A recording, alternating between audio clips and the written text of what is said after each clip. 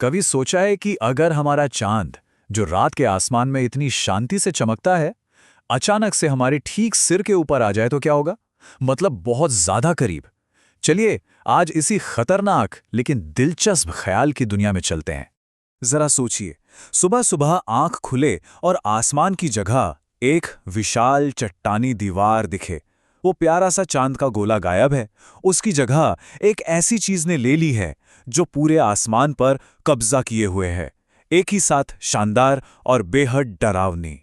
तो इस नए पड़ोसी के आने से हमारे लिए असल में बदलेगा क्या? आइए देखते हैं कि ये नई भयानक हकीकत आखिर दिखेगी कैसी। सबसे पहले तो इन आंकड़ों को देखिए। ये इस पूरी स्थिति की गंभीरता को साफ कर देंगे। अभी चांद हमसे लगभग 3,84,000 किलोमीटर दूर है, लेकिन इंटरनेशनल स्पेस स्टेशन वो तो बस 400 किलोमीटर ऊपर है।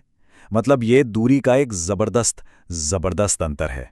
सीधी सी बात है, चांद हमसे 1,000 गुना ज्यादा करीब होगा और इसका असर वो भी 1,000 गुना ज्यादा विनाशकारी होगा।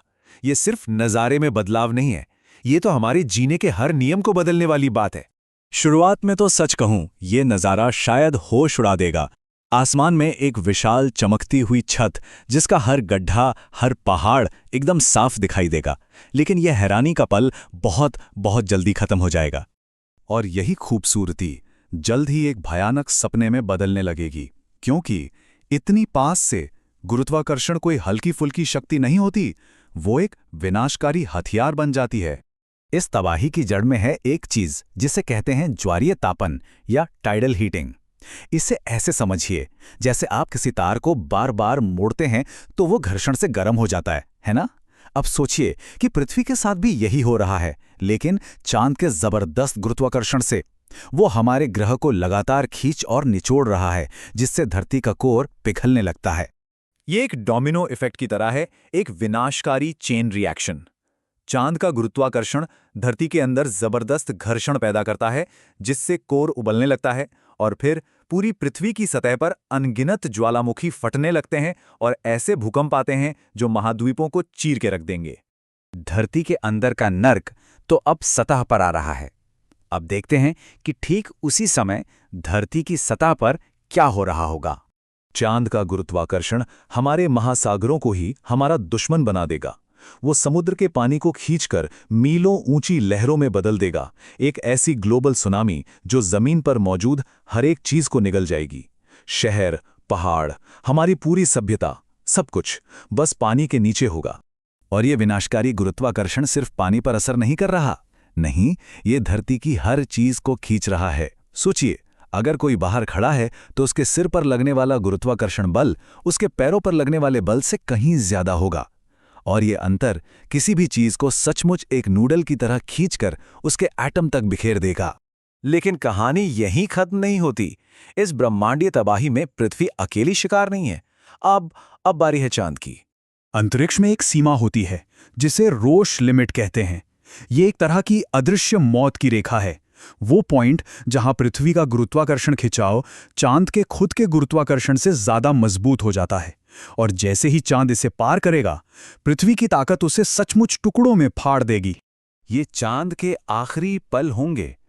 पहले तो उसका आकार एक अंडे जैसा हो जाएगा खिंचकर, फिर उसकी सतह पर गहरी दरारें दिखने लगेंगी और आखिर में एक खामोश स्लो मोशन धमाके में वो अरबों टुकड़ों में बिखर जाएगा।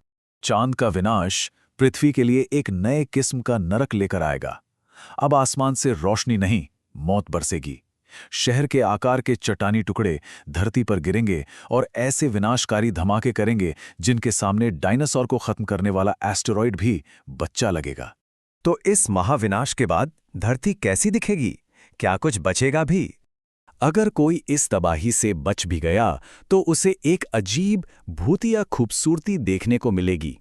हमारा ग्रह अब शनि ग्रह जैसा दिखेगा, जिसके चारों ओर हमारे टूटे हुए चांद के मलबे से बने शानदार छल्ले या रिंग्स होंगे। लेकिन ये नई खूबसूरती एक बहुत बड़ी कीमत पर मिलेगी। चांद हमारी धरती की धुरी को स्थिर रखता था, बिल्कुल एक भारी एंकर की तरह जो नाव को स्थिर रखता है। उसके बिना पृथ्वी एक लड़खड़ाते हुए लट्टू की तरह डगमगाने लगेगी। मौसम पूरी तरह से बेकाबू हो जाएंगे। कहीं सैकड़ों साल की गर्मी होगी तो कहीं बर्फीला युग आ जाएगा और ये ग्रह जीवन के लिए पूरी तरह से नाकाबिल हो जाएगा। और ये हमें एक बहुत ही जरूरी सवाल पर लाके छोड़ देता है। ये डरावनी कल्पना हमें दिखाती है कि ब्रह्मांड में संतुलन कितना नाजुक है। हमारा चांद सिर्फ रात में रोशनी देने वाली चीज नहीं है, वो हमारे ग्रह का रक्षक है, एक ऐसा गुरुत्वाकर्षण एंकर जो हमें स्थिर और जिंदा रखता है। उसके बिना हम भी अंतरिक्ष की धूल में कहीं खो जाएंगे।